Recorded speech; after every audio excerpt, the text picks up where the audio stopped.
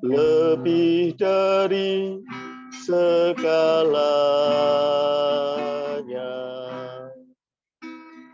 Ku berharap padamu, lebih dari para penjaga. Fajar pagi, begitu rindu hatiku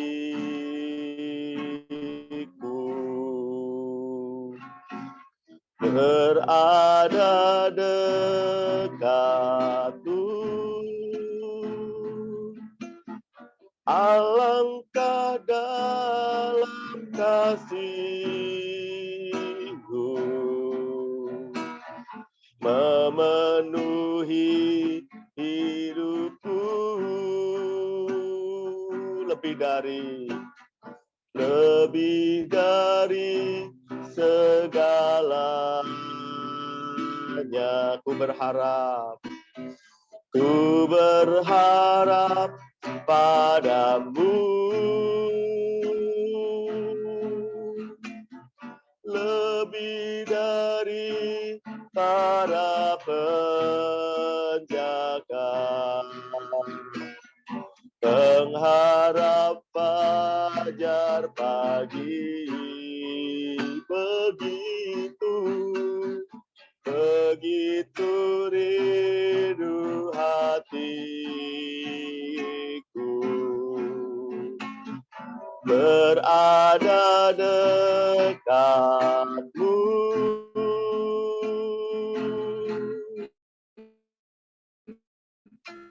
Angka dalam kasih-Mu memenuhi hidupku. Tenanglah jiwaku dalam naungan sayap-Mu, menembus awan gelapku, pandang kemuliaan-Mu selalu.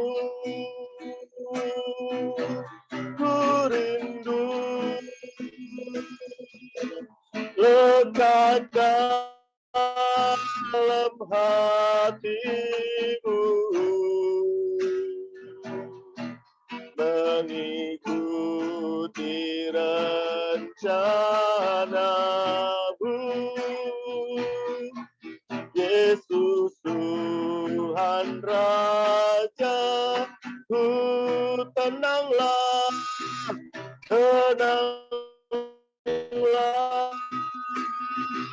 jiwaku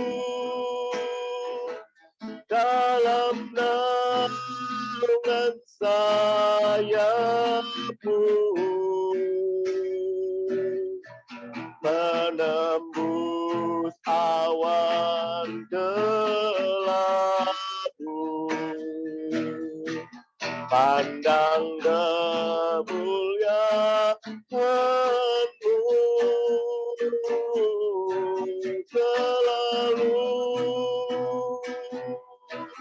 Ku rindu lekat dalam hati-Mu, mengikuti rencana-Mu. Yesus Tuhan Rajaku, mengikuti rencana-Mu, mengikuti rencana-Mu.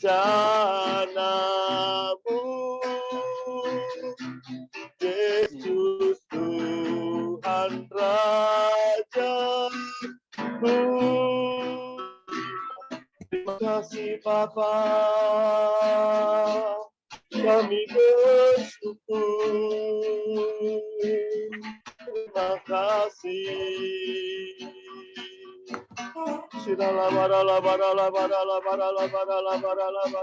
Kau sungguh baik. Terima kasih. Engkau kekuatan kami. Bapak, terima kasih, kami bersyukur untuk malam hari ini. Tuhan berikan kesempatan kepada kami untuk firman-Mu, untuk kami mengenali iman kami, untuk kami semakin mencintai Allah kami. Terima kasih, lembutkan hati setiap kami, terangi pikiran setiap kami. Berbicaralah Tuhan, bentuk setiap kami, bicara kepada setiap kami pribadi lepas pribadi. Terima kasih, kami buka hati kami buka pikiran kami. Firman-Mu mengubah pikiran kami, hidup kami semakin.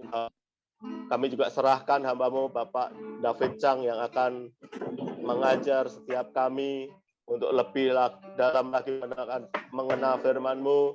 Mari hikmu, pengurapan-Mu Tuhan, turun Tuhan atas hamba-Mu. Terima kasih Tuhan, memberi kesanggupan, memberi kemampuan yang ilahi ya Tuhan, untuk Tuhan singkapkan hal-hal yang tersembunyi, untuk hamba-Mu boleh menjadi saluran berkat untuk kami semua malam hari ini. Terima kasih Tuhan, terima kasih. Kami pelajaran malam hari ini ke dalam tangan tuntunan Allah Roh Kudus. Dan di dalam nama Tuhan Yesus, kami pelasan doa kami. Haleluya. Semua katakan, Amin. amin. Saya persilahkan kepada Pak David. Teman-teman, pada kesempatan kali ini saya sudah 3 kali memberikan firman tentang Ibrani. Jadi sebelum saya mulai tentang Yesus Kristus lebih dari Imam Besar Harun, karena waktunya di sini agak panjang, saya mulai mau men-sharing sebenarnya apa yang perbedaan antara pelayanan pastoral dan pengajaran, ya, saudara. Nah, saya mulai aja. Saudara, di dalam gereja itu diberikan 2 jawatan mengajar, yaitu gembala dan guru, pastoral pengajaran. Saudara, semua gembala itu dapat menjadi guru, tetapi tidak berarti bahwa semua guru dapat menjadi gembala. Ya, jadi karunia mengajar disebutkan beberapa kali dalam Alkitab sebagai karunia yang berdiri sendiri, saudara. Mengajar itu baik, guru itu baik, tetapi guru bukanlah gembala. Jadi kadang-kadang masalah besar menimpa kita ketika kita berasumsi bahwa karena pengajarannya baik, maka penggembalaan pastoralnya sudah tercakup. Belum tentu, saudara. Oleh karena itu, guru yang baik tahu bahwa mereka adalah hanya satu bagian khusus yang memperlengkapi tubuh Kristus, dan bahwa bagian mereka di dalamnya bisa berbahaya jika pendampingan gembala tidak ada, atau jika pengajaran mereka disalahartikan sebagai pendampingan pastoral, saudara. Ya, karena guru itu lebih saklek, saudara. Jadi apa yang dia dapat dari firman Tuhan itu melalui research, dia akan katakan langsung, dia tidak bisa pastoral gitu. Jadi tanpa mempertimbangkan, kadang-kadang tanpa mempertimbangkan hati orang. Ya. Nah, sedangkan gembala tahu khotbah yang mendorong firman jauh ke dalam hati. Dia melakukan dengan cara yang tidak dapat dilakukan oleh seorang guru, saudara. Jadi mengajar dapat memotivasi, merubah pikiran, dan itu adalah salah satu berkat yang bisa dibawa. Tetapi gembala harus merawat seluruh kawanan. Dan itu termasuk mereka yang tidak memiliki motivasi dan yang sulit untuk mengubah pola pikir, saudara. Ya, jadi dua-duanya ini sebenarnya saling melengkapi, saudara. Ya, gembala percaya bahwa tugas mereka tidak diukur dalam waktu singkat, melainkan gembala mempunyai tanggung jawab dalam terang kekekalan, saudara. Tetapi gembala membutuhkan guru untuk menjelaskan secara sistematik dan mudah dimengerti. Gembala ingin umatnya mengakhiri hidupnya dengan tidak ada rasa takut, ya, karena orang di dalam Kristus itu tidak akan ada rasa takut saat menempuh kematian dan damai. Gembala berdoa untuk umatnya. Dia masih merasa bertanggung jawab atas umatnya. Nah, saya tidak mengatakan guru harus peduli tentang semua hal itu yang persis sama seperti gembala. Tetapi ini adalah karunia yang berbeda, saudara. Panggilan yang berbeda. Tentu saja guru juga harus peduli, bahwa setiap orang percaya juga harus peduli. Tetapi gembala yang baik itu tiap hari memikirkan ini, saudara. Jadi masalah yang saya bahas muncul ketika kita berpikir bahwa karunia seorang guru cukup untuk menempatkan dirinya sebagai seorang gembala. Guru yang baik peduli jika mereka yang diajar tahu pelajarannya. Guru yang baik sangat bersuka cita jika yang mereka ajar bisa lolos dari guru-guru palsu dan ajaran sesat. Guru yang baik ingin pengajarannya jelas dan mudah diingat. Ya, seorang bisa menjadi guru yang baik, namun masih belum berbakat untuk melihat semua kehidupan jemaat, konsekuensi, godaan, jerat. Jadi jangan salahkan guru karena tidak melihatnya. Tetapi jika dia tidak melihatnya, dia seharusnya tidak bisa menjadi gembala. Karena gembala terlibat dengan semua hal kehidupan ini, saudara. Seorang guru itu membagikan kebenaran mutlak. Jadi kalau ada di firman adalah ini, dia tidak akan belokkan, saudara. Dia akan kembalikan mutlak. Dan ini yang kadang-kadang menjadi masalah, saudara. Nah, seorang gembala menunjukkan bagaimana kebenaran itu diterapkan dalam kehidupan jemaatnya. Karena itu dia harus tahu jemaatnya itu dalam level mana. Nggak bisa sembarang seperti guru sikap firman Tuhan bisa sakit hati duluan orang itu. Ya, sementara guru menanamkan kebenaran di lubuk hati, hati yang sama terus disirami oleh gembala. Saudara, hanya sedikit orang yang mampu menggabungkan kedua karunia tersebut. Tuhan Yesus berada di puncak dalam kedua ini karena dia adalah gembala yang baik dan guru yang baik dengan cara yang tak tertandingi. Sangat sedikit orang lain yang unggul dalam keduanya. Kalau begitu mana yang lebih baik, saudara? Nah, kalau bertanya dalam hal ini resiko membuat yang namanya perpecahan gereja, saudara. Karena gembala sama pengajar itu harus unity, harus kompak, di mana pengajar harus tunduk pada gembala sebagai pemimpin. Ya, keduanya saling melengkapi dan Anda butuh keduanya. Dan gereja membutuhkan keduanya. Dan mereka harus kompak dan sehati dan sepikiran. Ya, jadi ini saya sharing bahwa pengajaran dan pastoral itu beda. Dan gembala itu jauh lebih capek dan mereka gembala itu harus mendampingi jemaatnya di dalam kehidupan. Kalau guru ngajar aja gitu, saudara. Ya, karena itu mempunyai suatu pelayanan yang karunia yang berbeda, saudara. Nah, oke, ini saya bahas nanti aja, saudara. Kita mulai aja di Kitab Ibrani. Yesus Kristus lebih tinggi dari imam besar Harun. Jadi eksegesis Ibrani 4 ayat 14 sampai 5 ayat 10. Oke, saya mulai. Nah, saudara, ini kita lanjutin ke cerita yang pertama, yang sebelumnya, bahwa Musa tidak memimpin umat Israel sampai ke perhentian yang dijanjikan.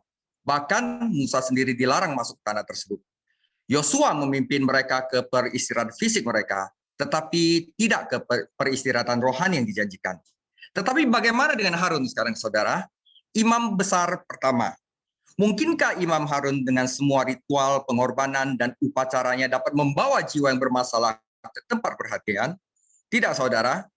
Orang-orang Kristen Ibrani yang menerima surat ini sangat tergoda untuk kembali ke agama ritual mereka. Bagaimanapun setiap orang Yahudi dapat melakukan perjalanan ke Yerusalem saat itu dan melihat adanya bait suci dan para imam yang melayani di altar. Di situ ada sesuatu yang kelihatan, yang nyata, terlihat, dan konkret. Ya, nah, saudara, ini kita akan evaluasi bahwa Yesus Kristus lebih tinggi dari Imam Harun. Ketika seorang mengalami penganiayaan, seperti orang-orang Kristen Ibrani ini, nah, seperti kita juga kalau kita mengalami penderitaan penganiayaan, jauh lebih mudah untuk berjalan dengan melihat daripada dengan iman. Beberapa dari kita akan meragukan firman Tuhan di bawah provokasi dan cobaan yang dialami. Ya, apakah pelayanan imam besar Kristus lebih tinggi daripada Harun dan para pengurusnya? Ya, benar. Penulis membuktikan pernyataannya dengan menghadirkan 4 evaluasi, saudara. Yang pertama adalah Yesus Kristus memiliki gelar yang lebih tinggi dari Harun, ayat 14 sampai 16.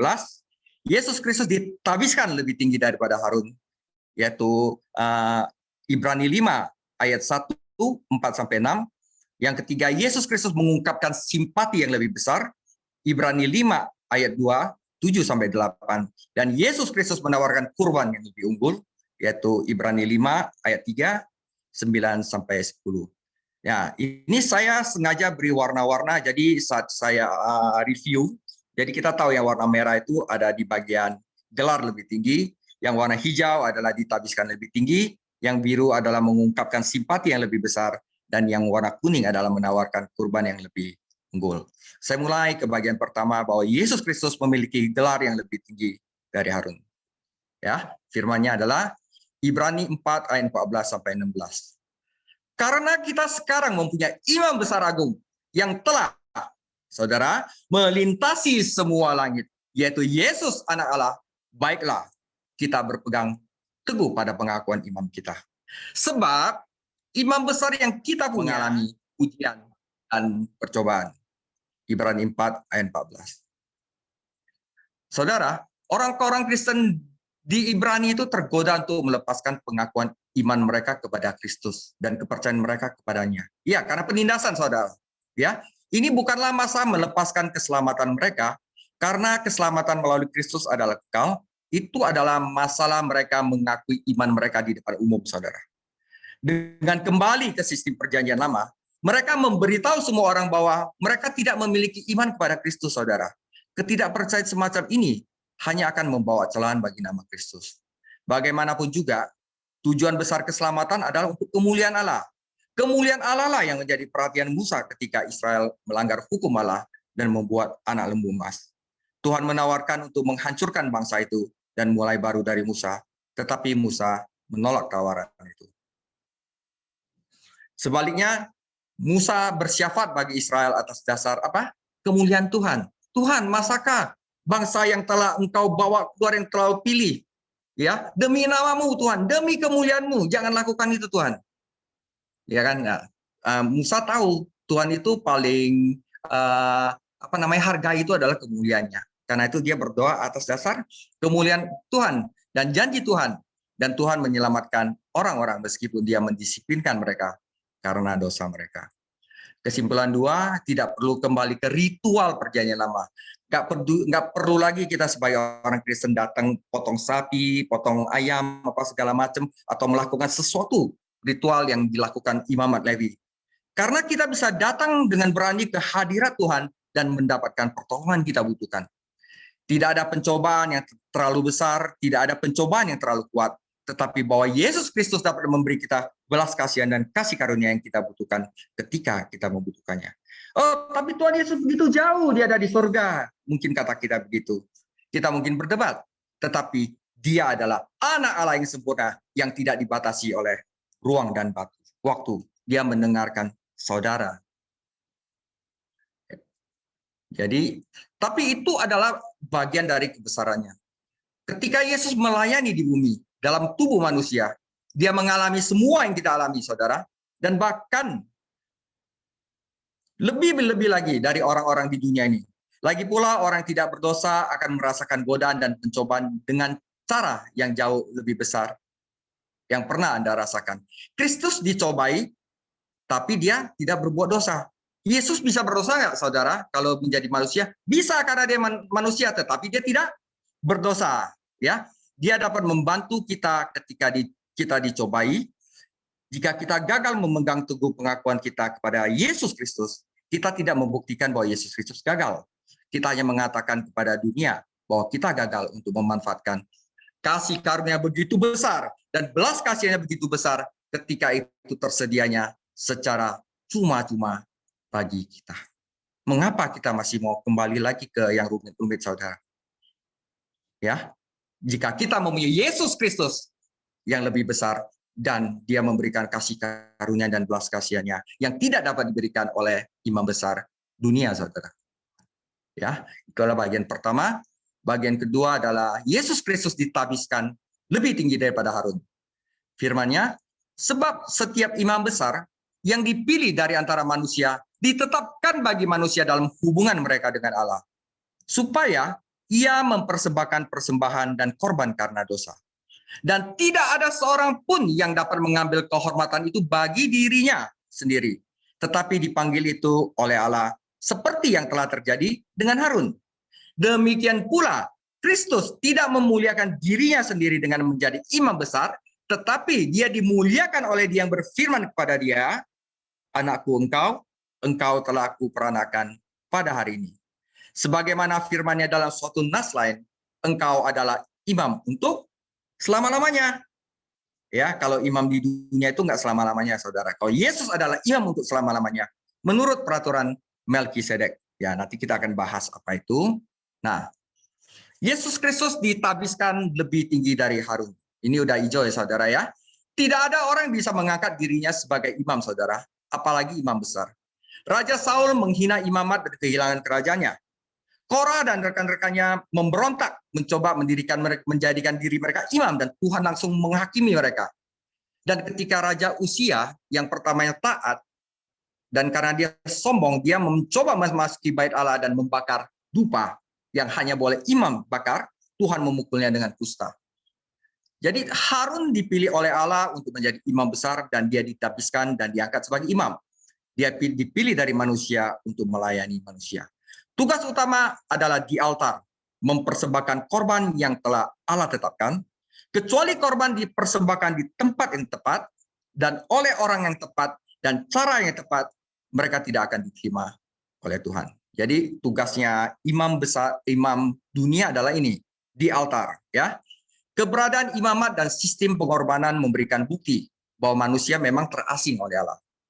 Nah, itu adalah tindakan kasih karunia di pihak Tuhan bahwa Dia melembagakan seluruh sistem imamat Lewi. Hari ini, saudara, sistem itu sudah digenapi dalam pelayanan Yesus Kristus. Yesus Kristus adalah korban sekaligus imam besar yang melayani umat Allah atas dasar persembahan sekali untuk selama-lamanya di kayu salib. Yesus Kristus langsung segala masalah di imamat Lewi Dia bereskan sendiri. Nah, subjek penabisan yang dinyatakan dalam Ibrani 5 ayat 1 dikembangkan lebih lanjut di Ibrani 5 ayat 6. Yesus Kristus tidak mengangkat dirinya sendiri sebagai imam besar. Dia diangkat oleh Allah Bapa. Ya. Ini membuktikan bahwa Yesus adalah anak Allah. Tetapi penekanan dalam Ibrani 5 ayat 5 pada imamat Yesus Kristus bukan pada keilahiannya. Ya. Jawaban atas pertanyaan itu ada di Kisah Para Rasul 13 ayat 33-34, di mana Rasul Paulus mengutip Mazmur 2 ayat 7 menjelaskan apa artinya. Jadi pada saat itu Allah Bapa katakan, pada hari ini aku memperanakanmu, tidak merujuk pada kelahiran Yesus Kristus di Bethlehem, tetapi pada kebangkitannya dari antara orang mati. Anak Allah dilahirkan ke dalam hidup baru yang mulia dalam kebangkitannya. Dia naik ke surga dalam tubuh yang dimuliakan untuk menjadi imam besar kita di tahta kasih karunia. Jadi ketika Harun ditabiskan menjadi imam, dia mempersembahkan korban binatang. Tetapi Yesus Kristus untuk menjadi imam besar kita, mempersembahkan dirinya sendiri, korban dirinya sendiri. Dan akhirnya bangkit dalam kematian. Nah, sekarang selama-lamanya dan ordo Melkisedek. Tetapi Allah Bapa tidak hanya berkata, engkau adalah anakku, ya. Dia juga berkata, engkau adalah imam untuk selama-lamanya menurut peraturan Melkisedek. Nah, ini apa artinya? Ya. Mazmur 110 ayat 4 dikutip sebelumnya dalam Ibrani 1 ayat 13 untuk menegaskan kemenangan terakhir Yesus atas semua musuhnya. Ketika Harun ditabiskan, Allah tidak berbicara langsung kepadanya dan menyatakan imamatnya. Tetapi Bapa di surga memang membuat pernyataan khusus ini mengenai putranya Yesus Kristus. Dua faktor besar membuat imamat Kristus unik, dan karena itu penabisannya lebih besar. Karena apa? Yesus Kristus adalah imam besar untuk selama-lamanya. Harun tidak untuk selama-lamanya. Kedua, Yesus Kristus ada di dalam ordo Melkisedek. Ya, yang pertama saya jelaskan, habis itu yang kedua saya jelaskan. Ya, yang pertama dua faktor yang membuat imamat Yesus Kristus unik. Yesus Kristus adalah imam untuk selamanya. Tidak ada imam perjanjian lama yang melayani selamanya. Karena setiap imam meninggal karena manusia dan menyerahkan jabatannya pada penggantinya. Kata selamanya adalah salah satu yang paling penting dalam surat ini. Setidaknya 6 kali penulis menegaskan bahwa imamat tinggi Kristus adalah untuk selamanya. Dan karena dia adalah imam selamanya, dia dapat memberikan keselamatan kepada umatnya selamanya. Kalau dia tidak selamanya, maka kita juga tidak selamanya. Kalau dia tidak kekal, maka kita tidak akan hidup kekal. Tapi kita bisa yakin percaya kepada Yesus Kristus karena dia adalah imam untuk selama-lamanya. Dan yang kedua adalah Yesus Kristus adalah dalam ordo Melkisedek. Faktor kedua yang membuat penabisan Kristus unik adalah bahwa ia termasuk dalam ordo yang berbeda daripada imam perjanjian lama. Mereka termasuk dalam ordo Harun, saudara. Yesus Kristus termasuk dalam ordo Melkisedek. Ini adalah konsep kunci utama dalam Ibrani. Jadi kita harus meluangkan waktu untuk memeriksa dan memahaminya. Ya, ordo Melkisedek. Nah, Melkisedek disebutkan hanya di 2 tempat di seluruh perjanjian lama, Kejadian 14 ayat 17 sampai 24 dan Mazmur 110 ayat 4. Namanya berarti Raja Kebenaran dan juga Raja Salam atau Raja Damai. Tetapi hal yang menarik tentang Melkisedek adalah dia adalah seorang imam juga raja. Dulu itu nggak bisa imam dan raja, saudara ya. Raja Uzia ingin menjadi imam sekaligus menjadi raja, Tuhan menghakiminya. Hanya di dalam Yesus Kristus dan di dalam Melkisedek, prahukum kedua jabatan ini digabungkan. Yesus Kristus adalah imam besar di atas tata raja, saudara. Ya, seperti Melkisedek. Alasan mengapa Yesus Kristus dapat menjadi imam selama-lamanya adalah karena dia termasuk dalam ordo Melkisedek. Sejauh menyangkut catatan perjanjian lama, Melkisedek itu tidak mati, dia tidak dilahirkan dan melahirkan. Jadi Melkisedek tidak beribu dan tidak berbapak. Jadi Melkisedek menjadi gambaran Tuhan kita, Yesus Kristus yang merupakan imam selama-lamanya. Ya, Melkisedek menggambarkan Tuhan Yesus sebagai imam besar surgawi. Tetapi Melkisedek juga menggambarkan Tuhan kita sebagai imam besar surgawi. Yesus Kristus tidak pernah bisa melayani sebagai imam ketika dia berada di bumi karena dia bukan milik suku Lewi, saudara. Yesus lahir dari keturunan Daud, suku Yehuda. Dia menjadi korban di bumi agar dia bisa menjadi imam besar di surga.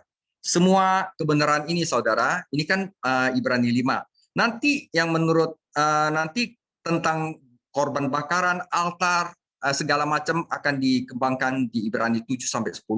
Nah, tapi kita akan memperkenalkan semuanya di sini, saudara. Nanti kita akan seru, kita akan bahas tentang altar, korban, bait suci, segala macam di Ibrani 7 sampai 10. Ya. Nah, yang ketiga adalah ia memberi simpati yang lebih besar. Saudara, ia harus dapat mengerti orang-orang yang jahil dan orang-orang sesat. Nah, jadi walaupun ada manusia yang nggak mau dengar, yang bebal gitu, Yesus Kristus mengerti sebagai imam besar agung. Karena apa? Karena ia sendiri penuh dengan kelemahan. Dalam hidupnya sebagai manusia, ia telah mempersembahkan doa dan permohonan dengan ratap tangis dan keluhan kepada Dia, yang sanggup menyelamatkannya dari maut, karena kesalehannya ia telah didengarkan. Dan sekalipun ia adalah anak, ia telah belajar menjadi taat dari apa yang telah dideritanya, saudara. Ya, jadi Yesus Kristus memiliki simpati, belas kasihan lebih tinggi. Saudara, setiap imam besar perjanjian lama harus melayani orang-orang yang jahil dan sesat. Jahil sesat ini ya, jadi setiap gembala perjanjian baru ini ya, saudara, harus melayani orang-orang yang bebal sekalipun dan sekalipun yang tidak mau mendengarkan. Allah tidak membuat ketentuan kecuali penghakiman atas dosa pemberontakan yang sewenang-wenang. Tetapi Dia membuat ketentuan ketika orang berdosa karena ketidaktahuan atau kelemahan. Jadi ketika imam perjanjian lama dapat mengidentifikasi diri dengan orang-orang berdosa, karena dia adalah orang berdosa.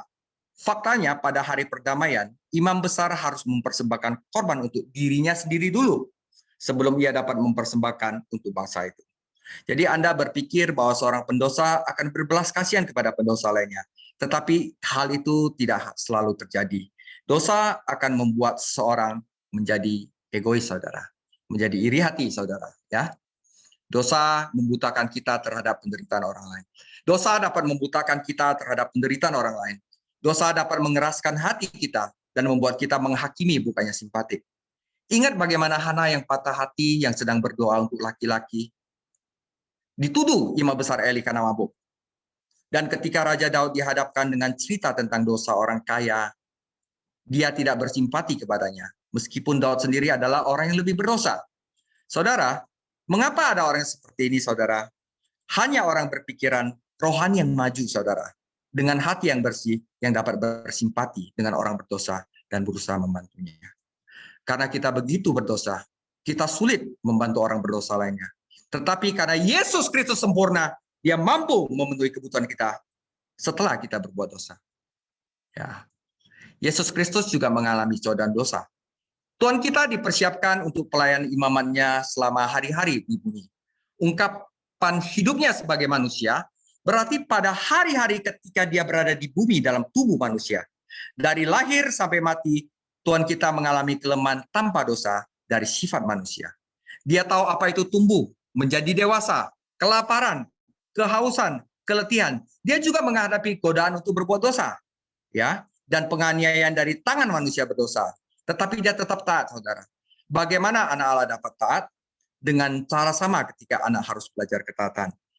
Melalui pengalaman hidup, firman Tuhan, kita harus tahu bahwa Tuhan kita dalam perjalanan duniawinya hidup dengan iman dalam kehendak Bapa, ya. Jadi sebagai Tuhan dia tidak perlu belajar apa-apa, tetapi ketika anak Allah datang sebagai daging manusia, dia harus mengalami apa yang dialami oleh umatnya. Agar apa, saudara? Kenapa Tuhan Yesus datang mengalami apa yang kita alami? Agar dia dapat melayani sebagai imam besar agung kita. Dia tidak perlu belajar bagaimana untuk taat karena dia tidak mungkin bahwa Tuhan tidak taat. Sebaliknya sebagai manusia, Allah dalam daging manusia, dia harus belajar apa yang tercakup dalam ketaatan. Dengan cara ini, dia mengidentifikasi dirinya dengan kita yang berdosa, saudara.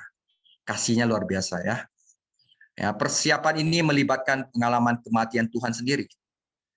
Penulis Ibrani berfokus pada pengalaman Tuhan kita di Taman Getsemani. Saat ia mengalami salib, bukan penderitaan fisik yang membenahi Yesus, tetapi kenyataan bahwa ia akan dibuat berdosa dan dipisahkan dari Bapaknya. Hamba-hamba Tuhan lainnya, saya yakin telah mengalami kematian tidak mengungkapkan emosi yang begitu besar. Tetapi tidak ada hamba lain yang pernah menanggung dosa seluruh dunia di tubuhnya. Yesus Kristus menanggung dosa seluruh dunia di tubuhnya. Dalam doa Getsemania, Tuhan kita tidak menentang Bapa, tetapi dia berdoa, bukan kehendakku, tetapi kehendakmu yang jadilah. Dia tidak berdoa untuk diselamatkan dari kematian, saudara, tetapi untuk diselamatkan dari kematian. Maksudnya dia tidak berdoa untuk tidak mati, tetapi dia diselamatkan dari kematian, yaitu kebangkitan. Dia berdoa untuk kebangkitan dari kematian, dan Tuhan menjawab doa itu. Ya, jadi yang dia takut itu bukan penderitaan fisik, saudara. Yang dia takut itu ketika dia dipisahkan dari Bapaknya. Jadi waktu dia berdoa, Tuhan, lalulah cawan ini daripadaku. Ini sebenarnya dia minta tidak dipisahkan dari Bapaknya. Dan akhirnya dia diselamatkan dari kematian menjadi kebangkitan, dan Tuhan menjawab doa itu, saudara. Jadi orang kira doa Tuhan Yesus itu untuk tidak disalib, bukan. Dia lebih condong untuk tidak dipisahkan dari Bapaknya, saudara. Ya, saudara, manusia telah mati karena dosa, tetapi hanya Yesus yang mati untuk dosa seluruh dunia. Dia mengalami penderitaan tertinggi, dan oleh karena itu dia mampu bersimpati dengan umatnya ketika kita menderita.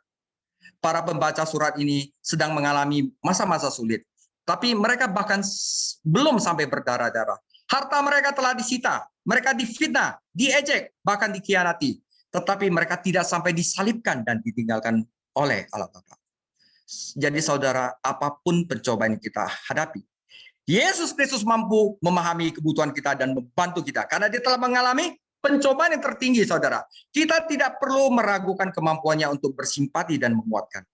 Perlu dicatat bahwa terkadang Allah menempatkan kita melalui kesulitan agar kita dapat lebih memahami kebutuhan orang lain dan menjadi mampu untuk melayani mereka, saudara.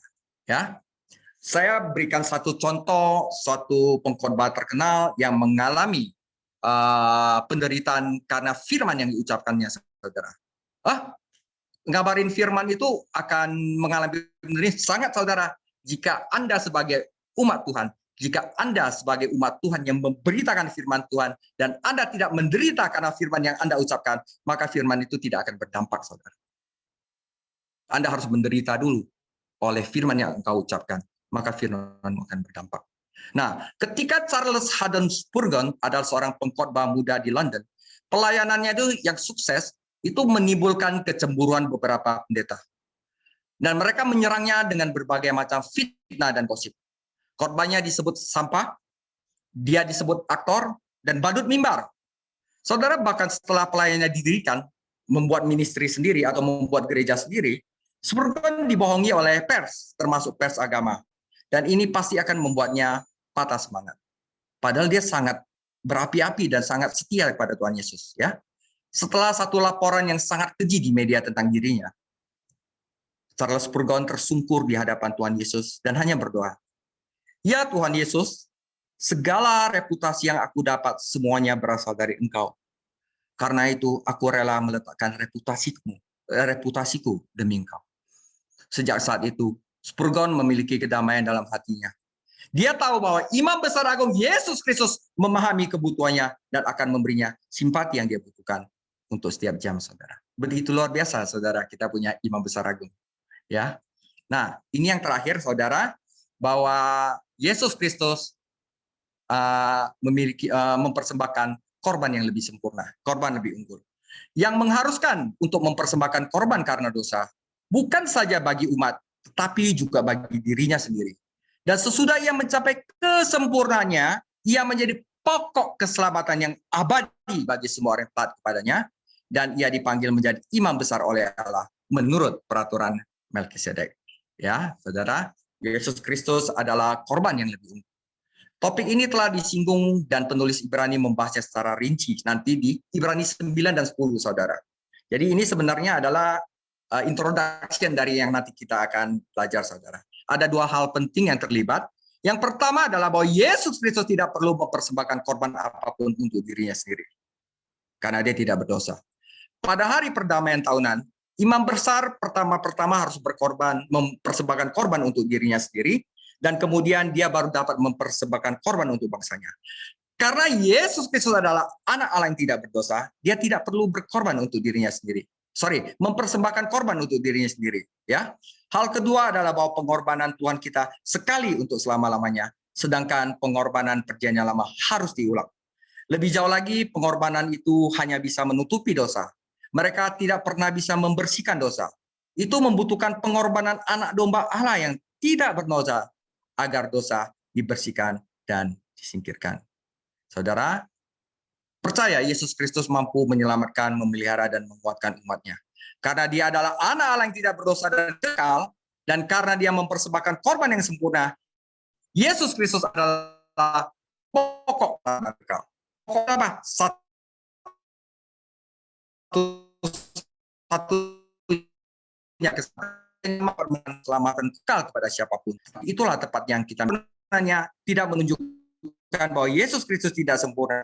Kata itu berarti dia diperlengkapi, saudara. Jadi melalui penderitaan duniawinya, Yesus Kristus diperlengkapi untuk pelayanan surgawinya sebagai imam besar kita, menyelamatkan, memelihara, dan menguatkan umatnya. Jadi kalau kita arti taat berarti percaya. Kalau kita taat kepada firman Tuhan, itu baru bisa dibilang kita percaya kepada Yesus. Apakah ungkapan mereka yang taat bahwa kita menaatinya, kita keselamatan kali itu, saudara, untuk menaati Tuhan sama dengan mempercayai Tuhan. Jadi kalau kita bilang saya percaya Tuhan Yesus, berarti kita harus taat kepada Tuhan Yesus. Mereka menaatinya adalah deskripsi bahwa mereka telah menaruh iman mereka di dalam Yesus Kristus. Sekelompok besar imam taat kepada imam, tetapi tidak semuanya mendengarkan Injil. Kamu telah memurnikan jiwaku dalam mendengarkan kebenaran. Jadi saudara, begitu kita menaruh iman kita kepada Yesus Kristus, dan demikian harus mematuhi panggilannya, dan kita akan mengalami keselamatan kekalnya. Jadi bagaimana kalau kita bilang kita sudah beriman tidak taat kepada dia? Oh, jangan-jangan iman kita adalah iman yang palsu. Ya, saudara. Sebagai penutup, saudara, setelah kita belajar 4 evaluasi yang disajikan dalam bagian ini, kita harus menyimpulkan bahwa Yesus Kristus, imam besar agung lebih tinggi daripada Harun, adalah bodoh bagi siapapun untuk kembali ke inferioritas hukum lama ketika dia dapat menikmati superioritas Yesus Kristus. Lalu mengapa orang-orang percaya Ibrani tergoda untuk kembali ke legalisme? Nah, ini saudara, ini menarik sekali. Karena mereka tidak dewasa rohani. Mereka tidak mengerti. Mereka tidak mau diajar. Karena mereka tidak menuju kedewasaan di dalam Yesus Kristus. Untuk alasan ini, mari kita berhenti sejenak untuk merefleksikan posisi iman kita, agar kita dapat bertumbuh menuju kedewasaan rohani. Dan itulah tema untuk pengajaran kita selanjutnya, dan juga inti dari surat pengajaran Ibrani bahwa orang percaya harus menuju kedewasaan di dalam Kristus. Dengan apa, saudara? Hanya dengan ritual? Tidak bisa, saudara. Anda harus mempelajari firman Tuhan secara mendalam, saudara. Yang kukendaki adalah mengenal Dia, yaitu Kristus. Saudara, kata mengenal itu ginosko dalam bahasa Yunani itu sama dengan Kejadian 4 ayat 1 di mana Abraham mengenal istrinya. Istilah apa? Mengenal total, saudara. Seperti kata bersetubuh di sana. Jadi seperti suami dan istri udah kenal semuanya itu, saudara. Nah, mengenal Kristus itu udah sampai begitu, saudara. Nah, orang percaya itu harus menuju kedewasaan di dalam Kristus. Nah, ini akan menjadi topik di pengajaran Ibrani yang kelima. Nah, saya sengaja buat topik minggu depan, ya. Eksegesis Ibrani 5 ayat 11 sampai 6 sampai 20. Judulnya, orang percaya harus menuju kedewasaan rohani. Ada 3 topik yang saya bahas. Pertama, apakah tanda-tanda ketidakdewasaan rohani, dan panggilan untuk menuju kedewasaan rohani, dan kepastian akan keamanan spiritual. Dan nasihat ketiga juga akan ada di pengajaran berikutnya, yaitu janganlah tumpul mendengarkan firman Tuhan sehingga mengakibatkan kelusuan rohani. Yang pertama, jangan lalai untuk firman Tuhan karena kita akan hanyut terbawa arus. Yang kedua, jangan kita meragukan firman Tuhan agar kita jangan hatinya keras. Dan yang ketiga, kita jangan tumpul, jangan bodoh untuk mendengarkan firman Tuhan sehingga mengakibatkan rohani kita masih seperti bayi, saudara. Tidak tumbuh-tumbuh. Dan dia sangka dia tumbuh, saudara. Nah, itu dia. Kita harus berdoa agar Tuhan dapat melembutkan hatinya agar mereka mengerti. Mereka harus tumbuh menuju kedewasaan rohani. Ya, demikian sharing saya. Tuhan Yesus memberkati. Silahkan kalau gitu rekan-rekan, bagi yang mau bertanya, ya silahkan mau tanya apa aja yang membuat saudara mungkin selama ini ada pertanyaan waktu baca Alkitab gitu ya. Saya persilahkan yang mau bertanya, buka aja mic-nya langsung tanya ya. Begini Pak, ini tadi disinggung nih, saya Pak Saud. Oh iya Pak Saud, silakan Pak Saud. Ini Pak David nih, ini menarik nih tentang Melkisedek nih ya. Ada bilang itu gambaran Tuhan Yesus ya, tidak berayah, tidak beribu. Dalam kitab Kejadian berarti pada itu wujud secara manusia atau wujud secara fisik itu Melkisedek sehingga Abraham mempersembahkan. Ibaratnya 1/10 lah pada waktu itu ya. Itu tidak dijelaskan di dalam Kejadian Lama kita ya, dan itu tidak begitu penting sebagaimana, tapi itu adalah Tuhan taruh di sana sebagai gambaran Kristus sekarang. Jadi imam, dia adalah imam, yang penting adalah dia adalah imam sekaligus raja yang menggambarkan bahwa Yesus Kristus adalah imam besar agung di surgawi, sekaligus dia raja yang bertata di dalam tata kasih karunia. Itu dia. Tapi untuk yang lain lagi tidak disebutkan. Begini Pak, berarti Melkisedek ini berarti Tuhan Yesus sendiri dong? Atau simbolik? Saya tidak tahu dan itu tidak dijelaskan di dalam Perjanjian Lama, dan itu tidak akan merubah doktrin dan iman kita. Gitu. Iya. Pak David, coba dengerin dulu Pak Saud. Silakan Pak Saud. Gimana coba gimana? Begini, ini kan Melkisedek nih, karena sering pertanyaan ya, apalagi di KUL. Jadi kalau kita memberikan jawaban nggak kayak penting, Pak Guru, tapi tidak bisa kita jelaskan secara simpel siapa Melkisedek, asalnya dari mana, sejarahnya kok ada dia, tidak berayah dan tidak beribu, dan akan muncul pertanyaan, apakah Melkisedek itu Teofani, Allah yang menjelma menjadi manusia, dan disinggung lagi di kitab tadi Ibrani, wah apakah ada kaitannya atau tidak, dan sekarang menjadi topiknya siapakah Melkisedek itu, bisa nggak kita jelaskan secara simpel Pak? Gini Pak, saya itu hanya bisa menjelaskan apa yang ada di firman Tuhan ya kepada jemaat gitu. Di luar itu saya tidak berani bicara. Lebih baik saya dengan rendah hati bilang saya tidak tahu itu gitu Pak. Jadi istilahnya di firman Tuhan cuma dikatakan bahwa dia adalah Raja Salem, Raja kebenaran, dan berani dikatakan bahwa dia tidak beribu, berayah, tidak memperanakan, dan untuk selama-lamanya. Gitu. Di luar itu firman Tuhan tidak katakan, karena itu saya tidak berani mengatakan apa-apa. Sorry. Siap. Makasih, Pak. Iya, rekan-rekan ada lagi. Nah, ini Pak Saud kan tadi ya, tentang Melkisedek. Ada rekan-rekan yang mungkin masih ada pertanyaan lagi gitu? Saya persilahkan, bebas saja ya. Jadi kita bebas-bebas saja. Ya. Apalagi kalau saya lihat bahasan ke depan ini luar biasa. Ciri kedewasaan Kristen ya Pak David ya.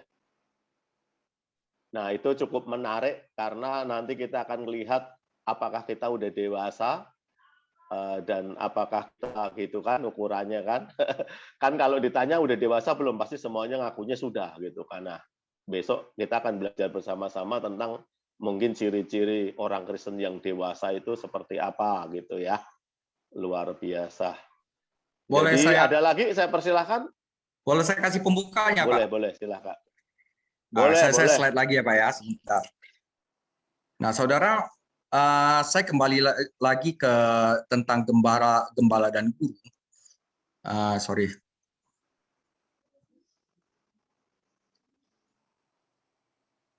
Ya. Kadang-kadang perpecahan timbul itu karena orang-orang di gereja itu ngeblok, saudara. Saya orangnya ini, atau saya orangnya ini. Saya Oke? orangnya Pak Niko. Saya orangnya ini. Nah, kalau saya itu nggak ngeblok kemana-mana. Saya adalah orang Kristus, ya kan ya? Karena kamu masih manusia duniawi. Sebab jika di antara kamu ada iri hati dan perselisihan, bukankah hal itu menunjukkan bahwa kamu manusia duniawi dan bahwa kamu hidup sebagai manusia? Karena jika yang seorang berkata, aku dari golongan Paulus yang ngajar, dan aku dari golongan Apolos sebagai gembala, bukankah hal itu menunjukkan bahwa kamu manusia duniawi yang bukan rohani? Jadi apakah Paulus itu hanya pelayan-pelayan Tuhan yang olehnya kamu menjadi percaya? Masing-masing diberikan menurut jalan yang diberikan Tuhan kepadanya, saudara. Ada rupa-rupa karunia, tetapi satu roh yang memberikan. Ada rupa-rupa pelayanan, tetapi satu Tuhan yang itu. Ada dan rupa-rupa perbuatan ajaib, tapi ada satu Allah. Jadi semuanya dari Tuhan. Karena itu ngapain kita orang ngeblok ke manusia? Karena segala sesuatu itu bukan dari manusia, dari Tuhan. Ya. Nah, aku menanam, dia mengajar, si Paulus. Apolos menyiram, mengembalakan. Tetapi bukan Apolos atau Paulus yang penting, tetapi Allah yang memberi pertumbuhan. Karena itu yang penting bukanlah menanam atau menyiram, melainkan Allah yang memberi pertumbuhan. Baik yang menanam maupun yang menyiram adalah sama. Dan masing-masing akan menerima upahnya sesuai dengan pekerjaan sendiri. Karena karena pelayan-pelayan Tuhan adalah semuanya ada partnership kawan sekerja Allah. Kamu adalah ladang Allah, bangunan Allah. Jadi istilahnya kalau di gereja masih ada sekelompok orang yang masih ngeblok, dia lihat manusia gembala, bukan melihat Tuhan Yesus Kristus, itu tandanya orang itu belum dewasa rohani. Karena dia belum kontak sama Kristus. Ya, itu share sedikit aja, Pak. Oke ya, jadi malam hari ini kita belajar bahwa Yesus lebih tinggi daripada Imam Harun. Ya, jadi di kelas imam bahkan ya Yesus disamakan dengan Melkisedek dalam perjanjian lama. Bayangin saudara, dalam Melkisedek itu ada orang yang tidak berbapa, tidak beribu, dan tidak ada upacara kematiannya, gitu ya. Namanya Melkisedek, dan dia disetarakan gitu ya. Yesus itu disetarakan gitu dengan Melkisedek. Ini luar biasa. Saya berdoa biar kita semua bertambah wawasan malam hari ini, dan kita akan tutup dalam doa ya. Oke, kalau gitu Pak Isu dalam doa, saya persilahkan. Mari kita satukan hati kita berdoa. Bapa di surga, Tuhan Yesus dan Roh Kudus, terima kasih buat malam ini, buat pengajaran yang kami dengar, yang disampaikan melalui hamba-Mu, Pastor David Chang. Terima kasih apa yang sudah kami terima Tuhan. Itu boleh menambah pengertian hikmat kami akan kebenaran firman-Mu. Dan bila kami bukan saja pendengar, tetapi pelaku akan firman-Mu Tuhan. Terlebih juga buat hamba-Mu Pastor David Chang Tuhan, kalau dia boleh menyampaikan kebenaran firman-Mu, ada hikmat yang disampaikan, tuntunan, pewahyuan, biar dia sendiri boleh mengalami Tuhan hari-hari ini Tuhan, dalam kehidupan pribadi, keluarga, dan pelayanan. Terus supaya menjamah Pastor David Chang dan kami semua sebagai pendengar-pendengar yang ada Tuhan. Berikan kami kesetiaan, berikan rasa haus dan lapar akan Tuhan hari-hari ini di masa-masa akhir zaman ini. Kami tahu di tengah-tengah situasi kondisi pandemik yang ada, biarlah roh kami tetap menyala-nyala. Bahkan apa yang kami terima setiap hari Rebu malam Tuhan, kami boleh membawa dampak ke setiap kul kami, setiap persekutuan doa kami, setiap jam-jam ibadah kami. Kami boleh memberikan gairah, semangat kembali juga kepada yang lainnya, memberikan transfer spirit yang baik, yang benar Tuhan, untuk pengenalan kami akan Tuhan. Berkati juga GBI Tanah Abang yang boleh memberikan waktu, memberikan kesempatan, membuat slot untuk setiap Rabu malam Bible Study. Kami tahu tidak ada yang sia-sia di hadapan Tuhan. Berkati Pak Min sebagai gembala, Bu Lingling sebagai Ibu Gembala, kau berkati tim penggembalaan yang ada, dan setiap kami yang hadir pengerja malam ini yang setia, kami tahu jerih lelah kami tidak pernah sia-sia. Engkau yang akan memberkati kami kembali berlimpah-limpah dengan kekuatan, kesehatan, damai sejahtera, kasih dan sukacita, dan apa yang kami kerjakan kau buat berhasil, nama Tuhan dipermuliakan. Terima kasih Tuhan buat pengajaran malam ini, tutup bungkus kami dengan kuasa darah Yesus. Berkati Pak Sony juga Tuhan yang dari Ciawi, kau berkati hambamu ini Tuhan, penggembalaannya atau pemerintahnya Tuhan, orang-orang yang sakit jiwa yang ditanganinya boleh kau sembuhkan dan nama Tuhan Yesus dipermuliakan dalam nama Yesus. Terima kasih Bapak buat malam ini, kami siap menerima berkat melalui hamba-Mu Pastor. Mari rekan-rekan angkat kedua tanganmu di hadapan Tuhan. Kekasih-kekasih Kristus, kita akhiri malam pendalaman kitab kita malam hari ini. Terimalah berkat yang berlimpah-limpah, kemenangan daripada Allah Bapa kita di surga, anugerah yang sempurna di dalam anaknya Tuhan Yesus Kristus, serta persekutuan yang erat Roh Kudus menyertaimu dari saat ini sampai Maranatha. Mari kita semua yang dikasihi dan diberkati oleh Tuhan Yesus Kristus, kita katakan amin. Tuhan Yesus memberkati.